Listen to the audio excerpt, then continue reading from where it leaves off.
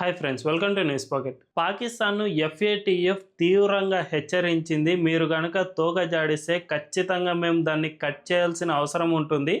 మళ్ళీ మీపై ఆంక్షలు విధించిన ఆశ్చర్యపోనక్కర్లేదు అని తాజాగా ఎఫ్ఏటిఎఫ్ పాకిస్తాన్ను తీవ్ర స్వరంతో హెచ్చరించింది. ఇటీవల ఆ దేశంలో డిజిటల్ పేమెంట్లతో ఉగ్రవాదులకు నిధులు అందిస్తున్నట్లు కూడా బయటికి వచ్చింది. అంతేకాకుండా తాజాగానే ఆ దేశంలోని ఉగ్రవాద సంస్థలు మహిళా బ్రిగేడ్ను ఏర్పాటు చేస్తామని కూడా ప్రకటించాయి.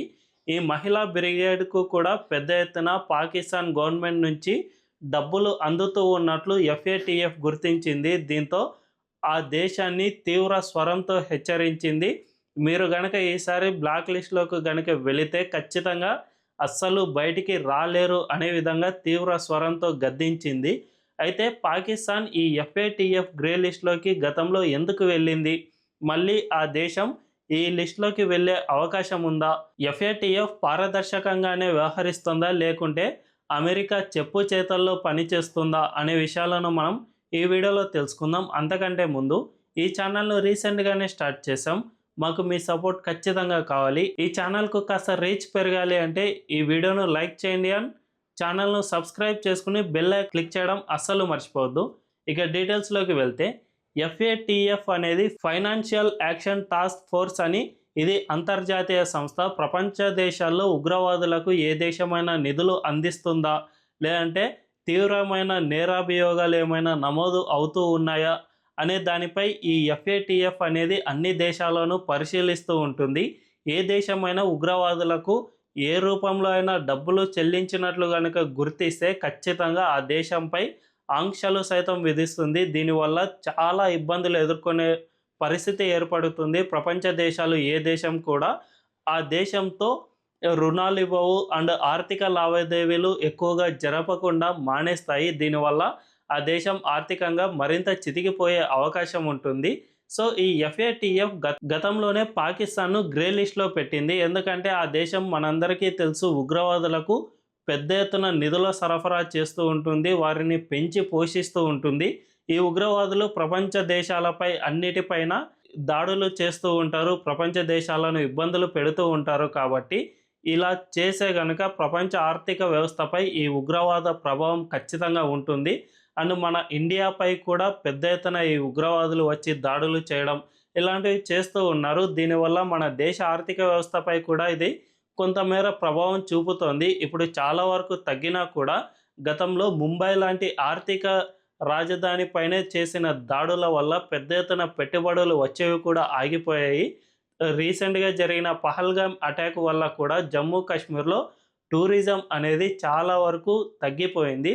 సో ఇలాంటి ఆర్థిక వ్యవస్థపై ప్రభావం చూపే అంశం ఉగ్రవాదం. కాబట్టి వీరికి గనుక ఎవరైనా ఉగ్రవాద నిధులు అందిస్తే ఖచ్చితంగా వారిపై ఈ ఎఫ్ఏటిఎఫ్ అనేది యాక్షన్ తీసుకుంటూ ఉంటుంది. అందులో భాగంగానే 2019లో పాకిస్తాన్ను ఎఫ్ఏటిఎఫ్ గ్రే లిస్ట్లో ఉంచింది. అప్పటి నుంచి ఈ దేశం ఈ గ్రే లిస్ట్లోనే కొనసాగింది. సరిగ్గా అదే టైంలోనే మన ఇండియా పాకిస్తాను ఆర్థికంగా తీవ్రంగా దెబ్బకొట్టింది. ఆ దేశంతో ఏ దేశం కూడా ఆర్థిక లావాదేవీలు జరపడానికి వీలు పడలేదు. అదే సమయంలో మన ఇండియా కూడా పాకిస్తాన్కు వ్యతిరేకంగా పెద్ద ఎత్తున పావులు కదపడం వల్ల మాత్రమే ఆ దేశం తీవ్రంగా ఆర్థికంగా చితికిపోయింది. ఐఎంఎఫ్ నుంచి లోన్లు రావడం, చైనా నుంచి, అమెరికా నుంచి అప్పులు తీసుకోవడం కూడా ఎక్కడ కూడా సాధ్యపడలేదు. ఆ సమయంలోనే పాకిస్తాన్ పూర్తిగా దివాలా అంచుకు చేరుకుంది. అక్కడ పెట్రోల్ ధరలు ఏకంగా 250-300 రూపాయల వరకు గతంలో చేరుకున్నాయి. నిత్యావసరాల వస్తువులు కూడా చాలా హై రేటుకు చేరుకున్నాయి. దీనివల్ల ఆ దేశం ఆర్థికంగా పూర్తిగా చితికిపోయింది.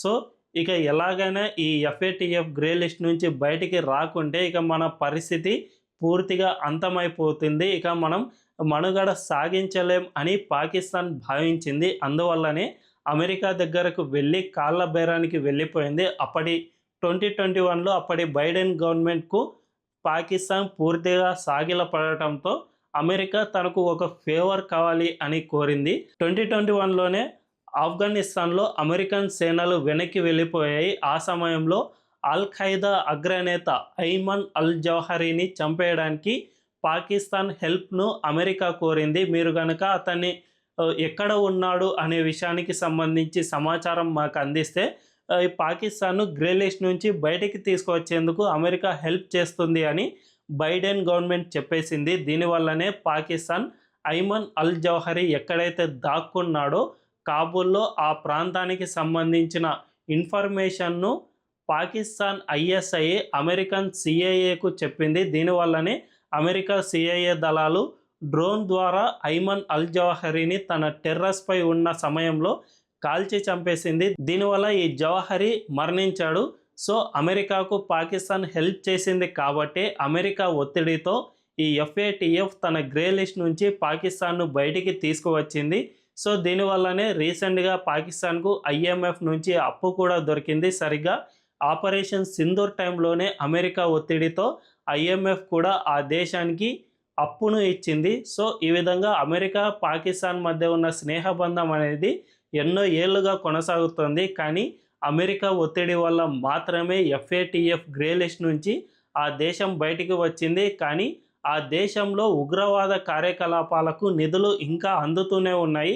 ఇది FATFకు కూడా బాగా తెలుసు. ఆ దేశంలో ఉగ్రవాదులకు ఎప్పుడూ నిధులు వస్తూనే ఉంటాయి అనే విషయం పూర్తిగా తెలిసినప్పటికీ కూడా ఆ దేశం అమెరికా ఒత్తిడి వల్ల మాత్రమే ఈ విషయాన్ని బయటికి చెప్పలేకపోతుంది.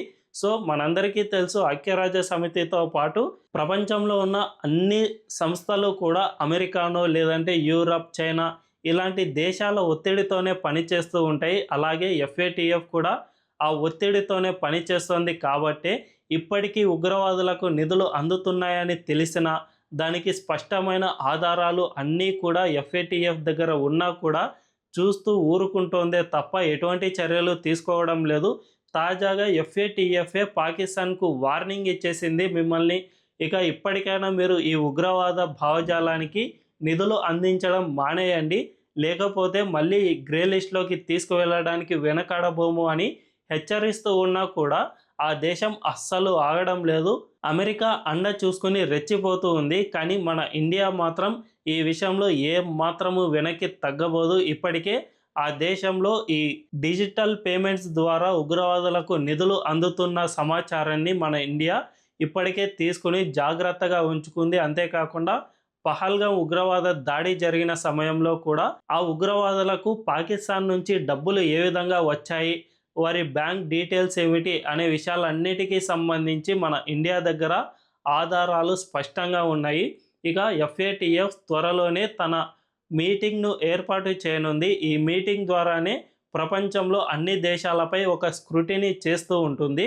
సో ఈ మీటింగ్లో ఖచ్చితంగా మన ఇండియా FATFకు ఆధారాలు పూర్తిగా సమర్పించే అవకాశం ఉంది. ఇదే కనుక జరిగి మళ్ళీ పాకిస్తాన్ బ్లాక్ లిస్ట్లో అయినా లేదంటే గ్రే లిస్ట్లో అయినా ఖచ్చితంగా చేరే అవకాశం ఉంది అని నిపుణులు చెబుతూ ఉన్నారు. మరి ఇది ఎంత త్వరగా వీలైతే అంత త్వరగా జరగాలని మనందరం కోరుకుందాం. ఈ వీడియో కనుక మీకు నచ్చినట్లయితే ఖచ్చితంగా మా ఛానల్ను సబ్స్క్రైబ్ చేసుకోండి అండ్ బెల్ ఐకాన్ను క్లిక్ చేయడం అస్సలు మర్చిపోవద్దు. Thank you.